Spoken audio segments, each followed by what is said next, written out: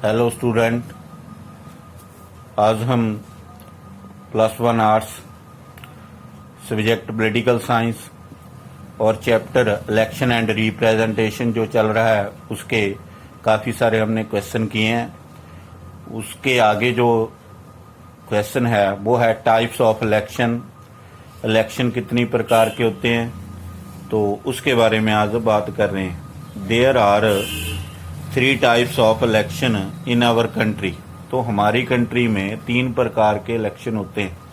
एक होता है जनरल इलेक्शन, दूसरा है मिड टर्म इलेक्शन, तीसरा है बाई इलेक्शन। ये 3 प्रकार के इलेक्शन हमारी जो इलेक्शन सिस्टम है उसमें चलते हैं। जो जनरल इलेक्शन है, general election is held after the expiry of the regular term. जो रेगुलर टर्म होती है, एक जैसे हमारे 5 ईयर है, तो उसका जब एक्सपायरी हो जाती है, ख़त्म हो जाती है वो ऑफ रिप्रेजेंटेटिव बॉडीज़। जो रिप्रेजेंटेटिव बॉडीज़ है, जैसे लोकसभा भी है, स्टेट की लेजिस्लेटिव असेंबली भी है, और पंचायत के जो मेंबर होते हैं वो भी है, म्यूनिसिपल कमेटी की भी इलेक्शन है।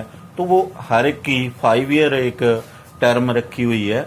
जब 5 ईयर उनका ख़त्म हो जाते हैं पीरियड ऑफ टाइम, तो उसके बाद फिर इलेक्शन होती हैं। उस तरह की इलेक्शन को एक जनरल इलेक्शन का नाम दिया जाता है। तो नेक्स्ट है मिड टर्म इलेक्शन। एक कई दफ़ा मिड टर्म इलेक्शन भी हुई है।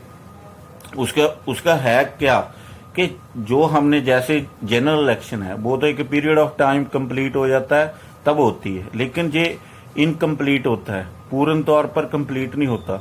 ये कभी भी हो सकती हैं। जैसे पहले इलेक्शन हुई थी, उसके बाद फिर मंथ के बाद या 1 ईयर के बाद या 2 ईयर के बाद या 3 ईयर के बाद, कभी भी बीच में से जब इलेक्शन होती हैं तो उसको मिड टर्म इलेक्शन कहा जाता है। तो उसके पीछे कारण होता है कई बार the election held as a consequences of the dissolution of the Lok Sabha or state legislative assemblies before the expiry of 5 year term। जब 5 ईयर टर्म से पहले तो वो डिसोल्यूशन हो जाती है, भंग हो जाती है, चाहे वो लोकसभा हो, चाहे वो स्टेट की कोई लेजिस्लेटिव असेंबलीज हो, तो उसको जो सिट्टा निकलता है वो है मिड टर्म इलेक्शन।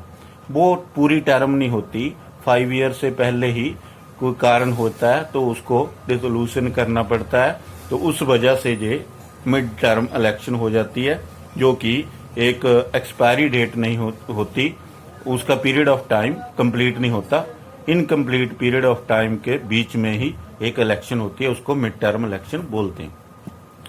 नेक्स्ट है बाई इलेक्शन। बाई इलेक्शन कई बार रिप्रेजेंटेटिव जो होता है वो इलेक्शन जीता होता है, और कई दफ़ा कोई प्रॉब्लम आ जाती है या कोई उसका जो एक कार्यकाल चल रहा है उसमें उसकी डेथ हो गई है या कोई और कारण है, तो सीट उनकी वैकेंट हो गई है, खाली हो गई है जगह। तो उस खाली जगह को फिल करने के लिए एक कॉन्स्टिट्यूएंसी भी हो सकता है, 2 भी हो सकती हैं। इस तरह से उस वहां पर जब इलेक्शन होती है उस इलेक्शन को बाई इलेक्शन कहा जाता है, उस सीट को फिल करने के लिए। नेक्स्ट हम बात करेंगे, ये तो हो गई है इलेक्शन की के 3 टाइप्स है, general election, mid term election और बाई इलेक्शन। अब इलेक्शन ऑफिसर्स क्या होते हैं, कि कौन कौन होते हैं, तो उस तरह से हम बात करेंगे। एक तो बड़े लेवल पर है, जो सेंट्रल लेवल पर है, वो तो इलेक्शन कमिश्नर होता है, इलेक्शन कमिश्नर। फिर उसके साथ 2 और उनके मेंबर्स होते हैं। तो उसी तरह से एक स्टेट कमिश्नर बनाया जाता है। तो आगे फिर ये एक कॉन्स्टिट्यूएंसी के लेवल पर एक रिटर्निंग ऑफिसर को एस्टैब्लिश किया जाता है या अपॉइंट किया जाता है बाय द जो इलेक्शन कमीशन के द्वारा अपॉइंट किया जाता है। तो हर एक ईच कॉन्स्टिट्यूएंसी उसमें रिटर्निंग ऑफिसर को अपॉइंट किया जाता है, appointed by the election commission.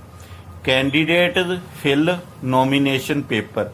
फिर इसके जो रिटर्निंग ऑफिसर है इसकी फिर काफ़ी सारे फंक्शन जो होते हैं, तो उसमें जितने भी कैंडिडेट ने खड़े होना है, इलेक्शन लड़नी है, तो वो अपने अपने फार्म फिल करके नॉमिनेशन पेपर होते हैं तो उनको देते हैं। तो फिर वहाँ पर उसकी जांच की जाती है इनके द्वारा। फिर उनके जो नॉमिनेशन फॉर्म है उनको एक फिक्स डेट दी जाती है कि विदड्रॉ कर सकते हैं। तो इस तरह से ये सारे वर्क इन रिटर्निंग ऑफिसर के द्वारा किए जाते हैं। तो साथ में इनका स्टाफ होता है जो असिस्ट करता है इनको। तो उस वो सारे का सारा इस कॉन्स्टिट्यूएंसी में जिम्मेवारी होती है इनकी। एक to maintain the peaceful environment election के टाइम पर जो इन्होंने मेंटेन करके रखना होता है और फेयर इलेक्शन करवानी होती है। ये रिटर्निंग ऑफिसर की एक ड्यूटी होती है। After voting he gets the ballot box. फिर जितने भी जैसे प्रिजाइडिंग ऑफिसर है उनको ड्यूटी लगाना इनकी जिम्मेवारी है।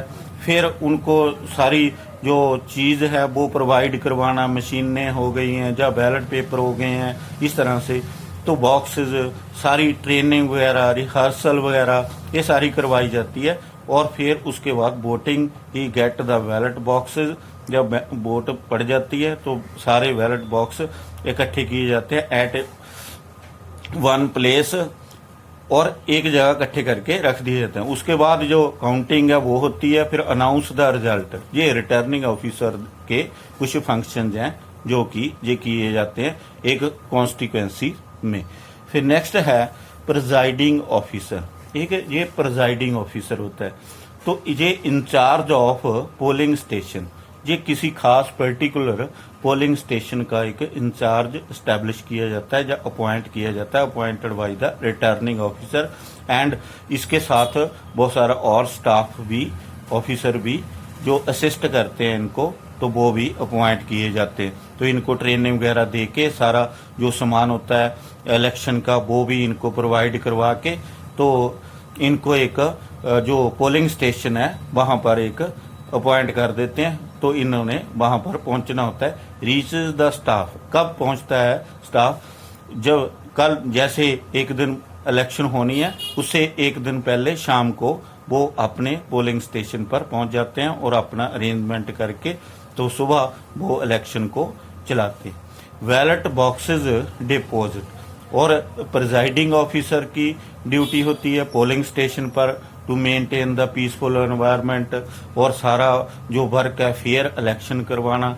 और जितना स्टाफ है उनकी एक उनमें एक तालमेल बना के रखना ताकि ये सही तरीके से इलेक्शन करवाई जा सके। और बैलेट बॉक्स को जो होते हैं डिपोजिट करना। अब ईवीएम मशीन चल पड़ी हैं तो इनको भी ये रिटर्निंग ऑफिसर के पास जो डिपॉजिट कर देती है। तो इस तरह से ये ज़्यादा जो इम्पोर्टेंट रोल प्ले करते हैं वो ये बड़े दो अफसर हैं जो रिटर्निंग ऑफिसर हैं, एक प्रिजाइडिंग ऑफिसर होते हैं।